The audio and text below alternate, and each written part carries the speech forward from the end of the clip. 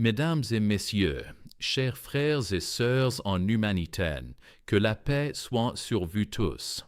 Je suis honoré d'être parmi vous aujourd'hui dans ce lieu où le dialogue sincère peut rapprocher les cœurs et éclairer les esprits. C'est avec un profond respect que je salue également Zakir Naik, dont les enseignements et les explications ont inspiré tant de personnes à réfléchir et à mieux comprendre les textes religieux. Mon nom est Abdurrahman et comme beaucoup ici, je suis en quête de vérité, de compréhension et de sagesse. Aujourd'hui, une question me traverse l'esprit, une question qui intrigue, qui inquiète parfois et qui mérite d'être abordée avec sérieux et sagesse. Dans un monde en constante évolution, marqué par des tensions, des transformations géopolitiques et des signes que certains considèrent comme annonciateurs de grands événements, comment devons-nous comprendre, à la lumière du Coran et des hadiths, ce que certains appellent les signes précédant l'arrivée de Dajjal? Et quel lien peut exister, selon l'islam, avec les événements liés à ces que certains désignent comme le Grand Israël? Bismillahir-Rahman-ir-Rahim. Au nom d'Allah, le tout miséricordieux, le très miséricordieux. Je te remercie, cher Abdul Rahman, pour cette question posée avec respect et sincérité. Elle touche à un sujet sensible, complexe et souvent mal compris. Il est donc essentiel d'y répondre avec prudence, en s'appuyant uniquement sur des sources authentiques, le Coran et les hadiths du prophète Muhammad, paix et bénédiction sur lui. Tout d'abord, il est important de rappeler que dans l'islam, la connaissance de l'invisible appartient uniquement à Allah.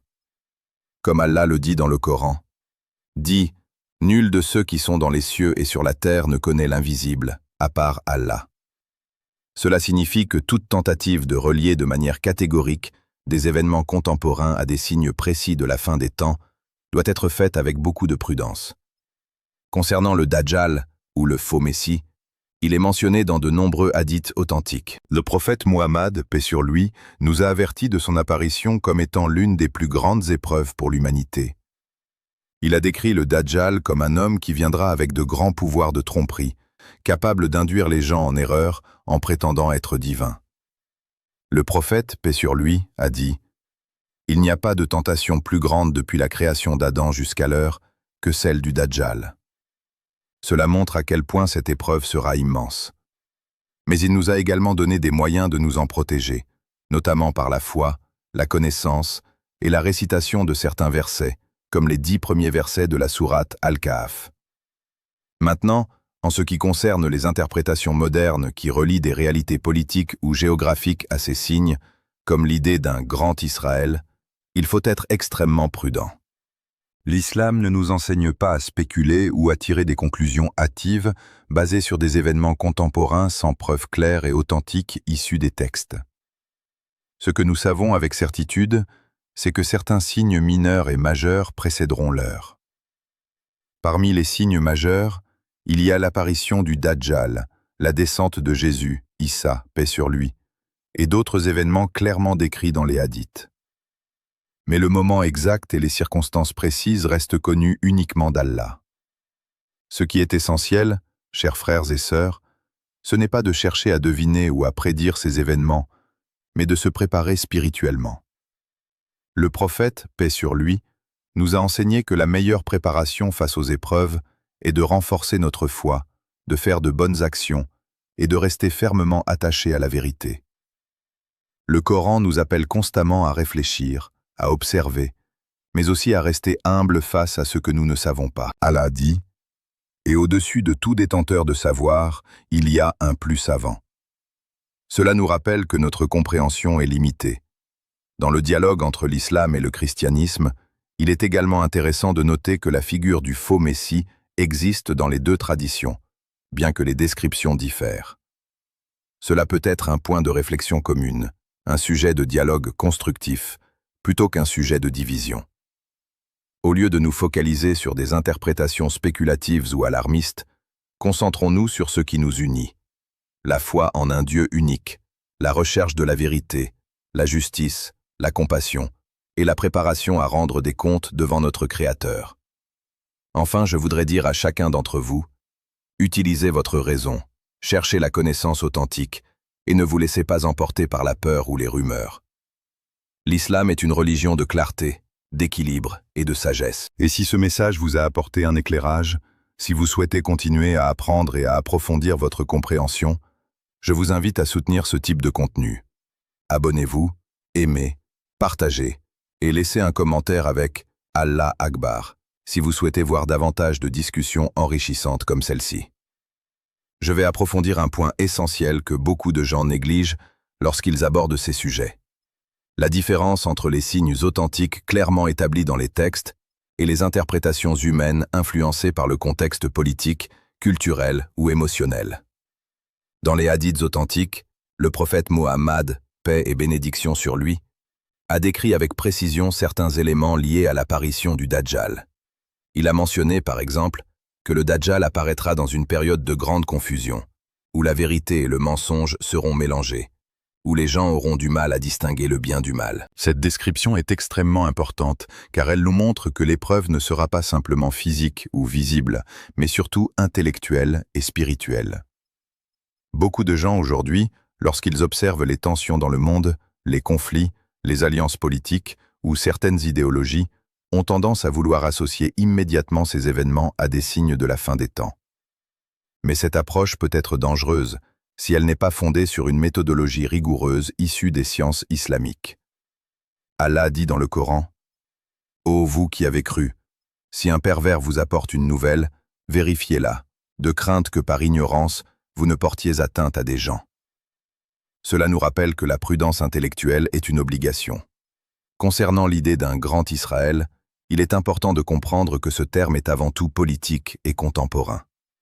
Il n'apparaît ni dans le Coran, ni dans les hadiths authentiques. Cela ne signifie pas que les événements géopolitiques ne sont pas importants, mais simplement que nous ne devons pas leur attribuer une signification eschatologique sans preuve. Ce que l'islam nous enseigne clairement, c'est que la fin des temps sera marquée par des signes majeurs indiscutables. Parmi eux, il y a l'apparition du Dajjal, la descente de Issa, Jésus, paix sur lui, la sortie de Yadjouj et Madjouj, Gog et Magog, et d'autres événements extraordinaires. Ces signes sont décrits avec des caractéristiques précises qui ne laissent pas place à des interprétations vagues ou symboliques excessives. Le prophète, paix sur lui, a également insisté sur le fait que beaucoup de gens seront trompés par le Dajjal, non pas parce qu'ils sont faibles physiquement, mais parce qu'ils manqueront de discernement et de connaissance. C'est pourquoi il a recommandé des actions concrètes, comme la mémorisation et la récitation de certains versets, notamment ceux de la sourate Al-Kahf. Il est aussi très important de noter que dans les hadiths, le Dajjal n'est pas simplement une figure politique ou un système, mais une entité réelle, un individu spécifique avec des caractéristiques physiques et des capacités particulières. Réduire cette réalité à une simple métaphore ou à une entité géopolitique serait une déformation des enseignements prophétiques. Cependant, cela ne signifie pas que les systèmes d'injustice, de manipulation ou de tromperie dans le monde ne sont pas préoccupants. Au contraire, ils peuvent être vus comme des éléments qui préparent le terrain à une plus grande épreuve. Mais encore une fois, il faut faire la distinction entre préparation possible et accomplissement réel des signes majeurs. Dans le cadre du dialogue entre musulmans et chrétiens, il est intéressant d'examiner les similitudes et les différences dans la compréhension des événements de la fin des temps. Dans la tradition chrétienne également, il existe une notion d'antéchrist, une figure trompeuse qui apparaîtra avant le retour de Jésus. Cela peut être un point de convergence pour une discussion respectueuse et enrichissante. Mais ce dialogue doit rester basé sur la recherche de la vérité et non sur la peur ou la spéculation. L'objectif n'est pas de convaincre par l'émotion, mais d'éclairer par la connaissance. Un autre point crucial est la responsabilité individuelle. Beaucoup de gens se concentrent tellement sur les grands événements futurs qu'ils oublient leur propre préparation spirituelle.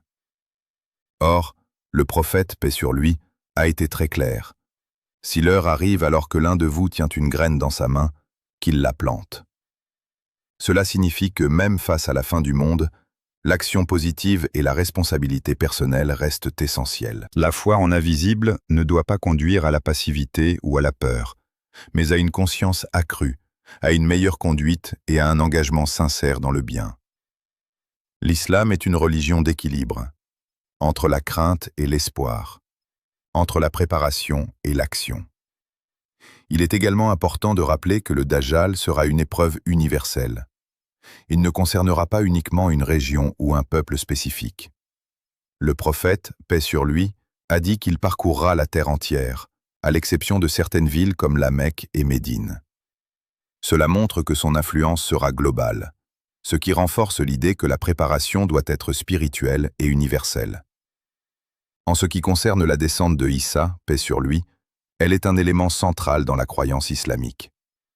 Les musulmans croient que Jésus reviendra, non pas comme un nouveau prophète, mais pour rétablir la justice, corriger les fausses croyances et vaincre le Dajjal. Ce point est également un pont potentiel avec les chrétiens, bien que les interprétations diffèrent. Mais encore une fois, ces événements sont clairement définis dans les textes. Ils ne doivent pas être confondus avec des développements politiques ou idéologiques contemporains sans preuves solides. Ce que nous devons retenir, chers frères et sœurs, c'est que l'islam nous appelle à la clarté, à la prudence et à la responsabilité. Il ne nous encourage pas à vivre dans la peur constante de la fin des temps, mais à vivre chaque jour comme une opportunité de faire le bien, d'apprendre et de se rapprocher d'Allah.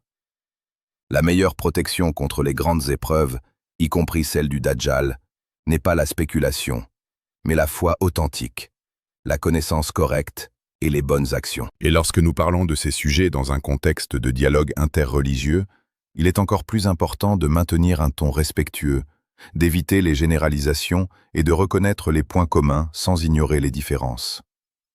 Le Coran nous enseigne « Dis, ô gens du livre, venez à une parole commune entre nous et vous ». Cela montre que le dialogue doit être basé sur des valeurs partagées, comme la foi en Dieu, la moralité et la recherche de la vérité. Ainsi, au lieu de nous diviser sur des interprétations incertaines, utilisons ces discussions comme une opportunité de nous rapprocher, de mieux comprendre nos traditions respectives et de renforcer notre engagement envers le bien.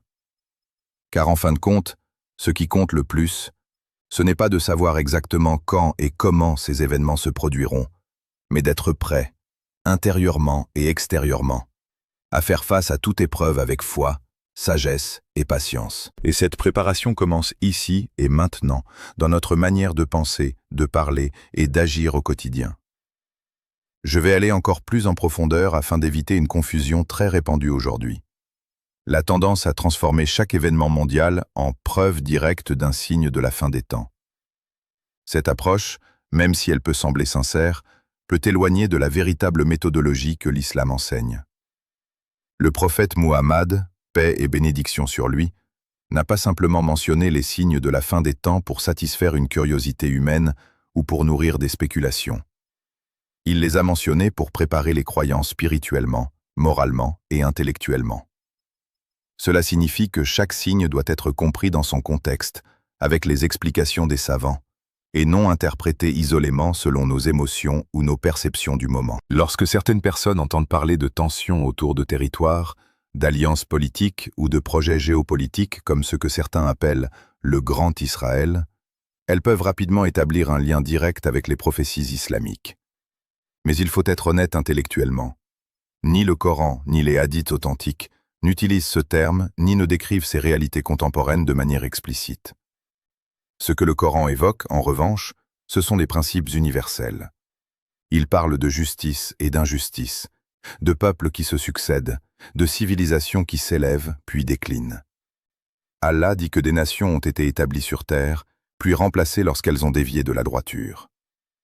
Cela nous enseigne que les transformations du monde font partie d'un cycle naturel voulu par Allah, et non nécessairement d'un signe direct et immédiat de la fin des temps. Il est donc essentiel de ne pas confondre deux choses, les changements historiques normaux, même s'ils sont majeurs, et les signes majeurs clairement annoncés.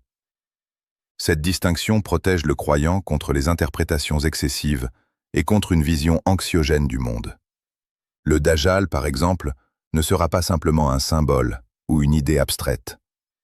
Le prophète, paix sur lui, l'a décrit avec des caractéristiques précises, Il sera borgne. Il portera sur son front les lettres Kafir, que les croyants pourront reconnaître. Et il accomplira des choses extraordinaires qui tromperont beaucoup de gens. Il fera tomber la pluie, fera pousser la végétation et possédera des moyens de séduire les foules. Ces descriptions montrent clairement qu'il s'agit d'une épreuve unique dans l'histoire de l'humanité, qui ne peut pas être réduite à des événements politiques ordinaires, aussi importants soient-ils. C'est pourquoi il faut éviter de dire que tel événement ou tel projet est le Dajjal ou la preuve directe de son arrivée. Ce type d'affirmation n'est pas soutenu par les textes. Cependant, il existe une dimension très importante à comprendre. Même si le Dajjal n'est pas encore apparu, certaines dynamiques dans le monde peuvent refléter des éléments de tromperie, de manipulation ou d'illusion. Le prophète, paix sur lui, a mentionné qu'avant son apparition, il y aura des années de tromperie où le menteur sera considéré comme véridique et le véridique comme menteur. Regardez autour de vous. Dans certains contextes, la vérité est déformée, les informations sont manipulées et les perceptions sont influencées par des intérêts variés. Cela ne signifie pas que le Dajjal est déjà là, mais cela montre que le terrain peut devenir propice à une grande épreuve basée sur la confusion. C'est ici que le croyant doit faire preuve de discernement. L'islam nous enseigne à chercher la vérité à travers des sources fiables, à développer un esprit critique et à ne pas suivre aveuglément ce qui est populaire ou sensationnel. Un autre point que je souhaite clarifier concerne la peur. Beaucoup de discours autour de la fin des temps sont construits sur la peur. Mais le prophète, paix sur lui, n'a jamais enseigné une religion basée uniquement sur la peur. Il a enseigné un équilibre entre la crainte et l'espoir. La crainte nous pousse à nous corriger, à nous améliorer, à éviter le mal. Mais l'espoir nous donne la force de continuer, de faire le bien et de croire en la miséricorde d'Allah. Si un discours enlève cet équilibre, alors il s'éloigne de l'esprit de l'islam. Dans le cadre du dialogue avec nos frères chrétiens, il est aussi important de reconnaître que la notion d'un trompeur final existe dans leur tradition, même si les détails diffèrent. Ce point commun peut être une base pour une réflexion partagée. Comment se préparer à rester fidèle à Dieu face à la tromperie? La réponse, dans l'islam, est claire. Renforcer sa relation avec Allah, comprendre le Coran, suivre les enseignements du prophète, paix sur lui, et développer une éthique solide. Ce sont ces éléments qui protègent le croyant, pas les spéculations ou les théories. Il faut également parler d'un aspect souvent négligé, la responsabilité de transmettre correctement l'information. Aujourd'hui, avec les réseaux sociaux, une idée peut se propager très rapidement, même si elle est fausse ou exagérée. Lorsqu'il s'agit de sujets sensibles comme la fin des temps, cette responsabilité est encore plus grande. Diffuser des interprétations non vérifiées peut créer de la peur, de la confusion et même des divisions. L'islam nous appelle à être des sources de clarté, pas de confusion. Allah dit dans le Coran que les croyants sont ceux qui écoutent la parole et suivent ce qu'elle a de meilleur. Cela implique une sélection, une réflexion, une analyse. Ce n'est pas une acceptation aveugle de tout ce qui est dit. Je veux aussi rappeler que le prophète, paix sur lui, nous a enseigné de demander protection contre le Dajjal dans nos prières. Cela montre que, même si cet événement est futur, la préparation commence dès maintenant. Chaque prière est une opportunité de renforcer cette protection. La sourate Al-Kahf joue également un rôle central. Le prophète, paix sur lui, a recommandé sa lecture régulière, en particulier le vendredi. Cette sourate contient des récits qui illustrent des épreuves liées à la foi, à la richesse, à la connaissance et au pouvoir, des thèmes directement liés aux tentations que le Dajjal représentera. Ainsi, au lieu de chercher des correspondances directes entre des événements politiques et les signes de la fin des temps, il est plus bénéfique de se concentrer sur ces enseignements pratiques. Concernant les événements mondiaux, il est permis de les analyser, de les comprendre et même de s'en inquiéter. Mais il faut éviter de leur donner une dimension religieuse absolue, sans preuve. L'islam n'est pas une religion de spéculation, mais de certitude fondée sur des sources authentiques. Un autre point important est la patience. Le croyant doit comprendre que le plan d'Allah se déroule selon une sagesse parfaite, même si nous ne comprenons pas tout. L'impatience peut pousser à chercher des réponses rapides, parfois au détriment de la vérité. Le Coran nous rappelle que certaines choses que nous pensons mauvaises peuvent contenir un bien, et inversement. Cela nous enseigne l'humilité face aux événements. Enfin, je voudrais insister sur un aspect fondamental. La finalité de ces enseignements n'est pas de créer une obsession autour de la fin des temps, mais de nous ramener à l'essentiel.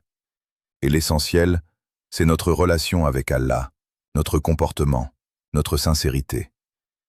Chaque jour est une opportunité de se rapprocher d'Allah, de faire le bien, d'éviter le mal et de contribuer positivement à la société. Que les signes de la fin des temps soient proches ou lointains, cette responsabilité reste la même. Et c'est cette constance, cette stabilité dans la foi et dans les actions qui constitue la véritable réussite, ici-bas et dans l'au-delà.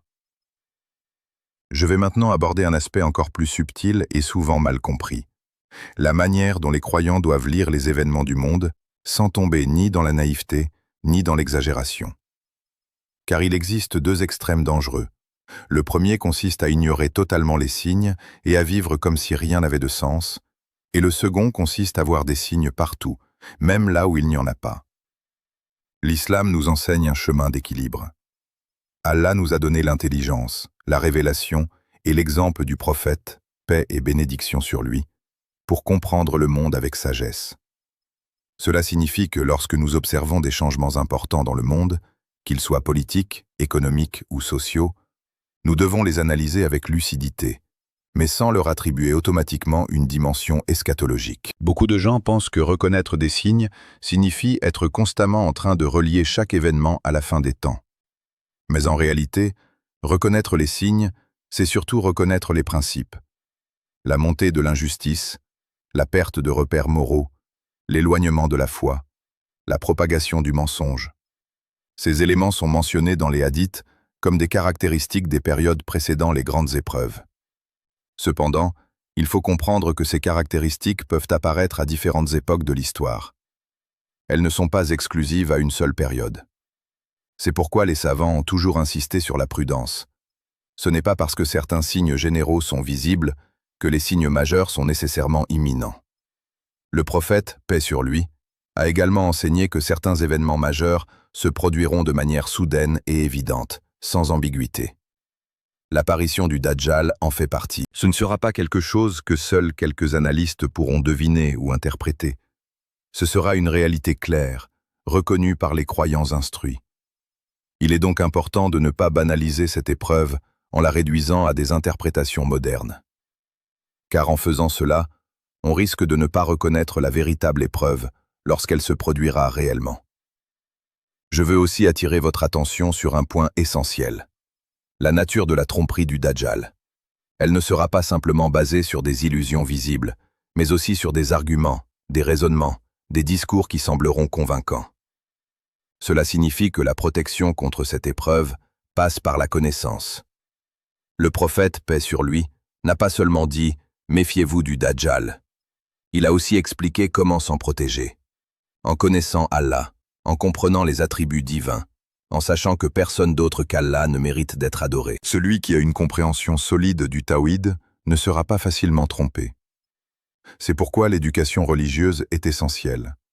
Pas une éducation superficielle, mais une compréhension profonde des fondements de la foi. Car dans les moments de confusion, ce sont ces fondements qui stabilisent le cœur. Dans ce contexte, il est également important de parler de la responsabilité des prédicateurs et des créateurs de contenu. Lorsqu'ils abordent ces sujets, ils doivent le faire avec honnêteté, avec rigueur et avec une intention sincère d'éclairer, et non de choquer ou d'attirer l'attention par des titres sensationnels. Car transformer ces sujets en divertissement ou en spectacle peut nuire à leur compréhension. Le croyant doit ressentir du respect et de la réflexion, pas simplement de l'émotion ou de la peur. En ce qui concerne les relations entre musulmans et chrétiens, ces discussions peuvent être une opportunité unique de construire des ponts. Car même si les croyances diffèrent, il existe une reconnaissance commune de l'importance de la vérité, de la justice et de la responsabilité devant Dieu. Le Coran nous invite à dialoguer avec sagesse et belle exhortation. Cela signifie que même lorsque nous ne sommes pas d'accord, nous devons maintenir le respect et la dignité.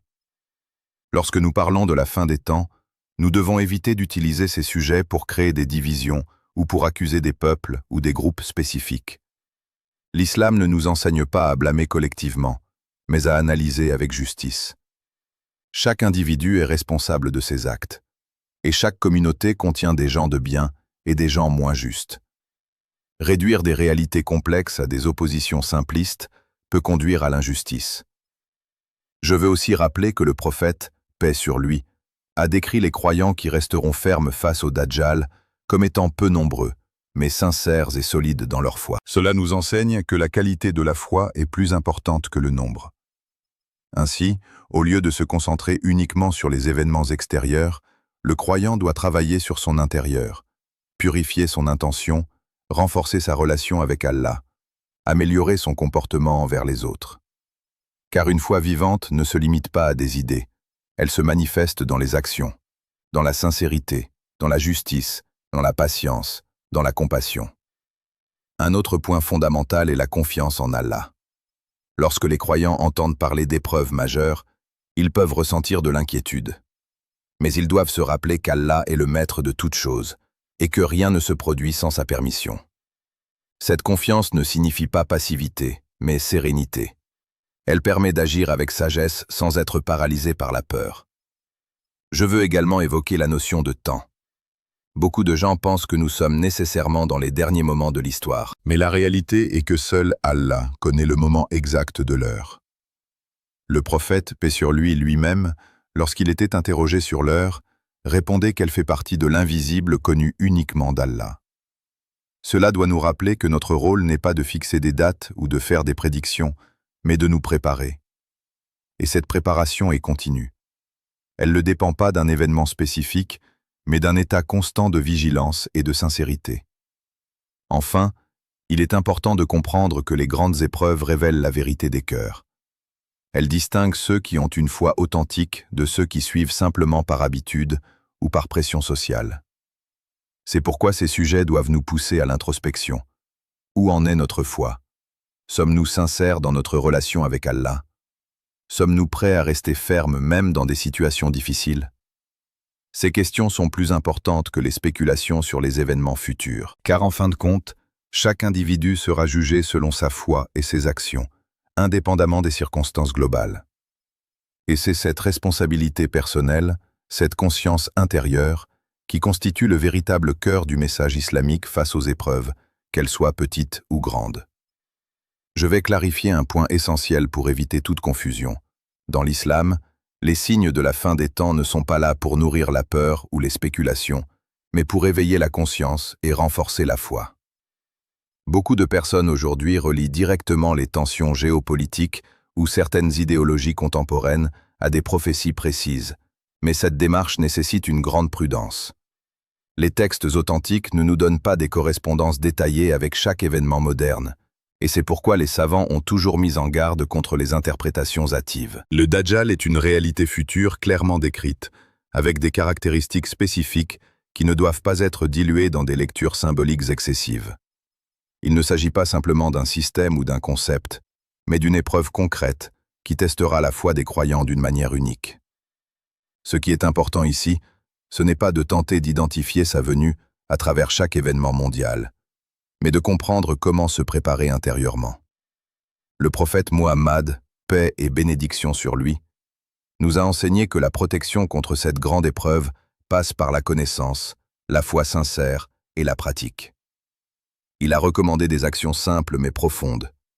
Renforcer le lien avec Allah, comprendre le tawhid, réciter certains passages du Coran comme la sourate Al-Kahf et maintenir une conscience constante de la vérité. Il est également crucial de comprendre que les périodes de confusion ne sont pas nouvelles dans l'histoire humaine. Il y a toujours eu des moments où la vérité semblait brouillée, où les injustices dominaient et où les croyants devaient faire preuve de patience et de discernement. Cela ne signifie pas nécessairement que chaque période difficile annonce immédiatement les signes majeurs. Dans le dialogue entre musulmans et chrétiens, ces sujets doivent être abordés avec sagesse et respect. Il existe des points communs, notamment l'idée d'une grande épreuve finale et d'un retour de Jésus, paix sur lui. Mais au lieu d'utiliser ces points pour diviser, il est plus bénéfique de les utiliser pour réfléchir ensemble sur la manière de rester fidèle à Dieu dans un monde rempli de défis.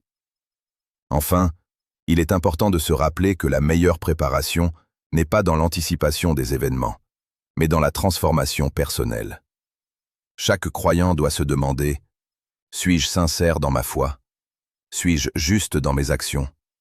Suis-je prêt à défendre la vérité avec sagesse? Ce sont ces questions qui comptent réellement, car elles déterminent notre état face à toute épreuve, qu'elle soit petite ou immense. Je vous remercie sincèrement pour la clarté de vos explications et pour la profondeur de vos réponses. Vous avez pris le temps d'écouter ma question et d'y répondre avec sagesse en nous rappelant l'importance de la connaissance authentique et de l'équilibre dans notre compréhension. Cette discussion m'a permis de mieux réfléchir et d'approfondir ma vision sur ces sujets sensibles. Qu'Allah te bénisse, cher professeur Drive Zakir Naik. Je te remercie, cher Abdul Rahman, pour ton écoute attentive et ta sincérité dans la recherche de la vérité. Je remercie également chacun d'entre vous pour votre présence et votre attention. Si vous avez trouvé cet échange bénéfique, je vous invite à vous abonner à Parole d'Al-Islam, à aimer et partager cette vidéo, afin que le message puisse toucher davantage de personnes. N'hésitez pas aussi à participer dans les commentaires en posant vos questions concernant ce script, afin que nous puissions continuer à apprendre et à réfléchir ensemble.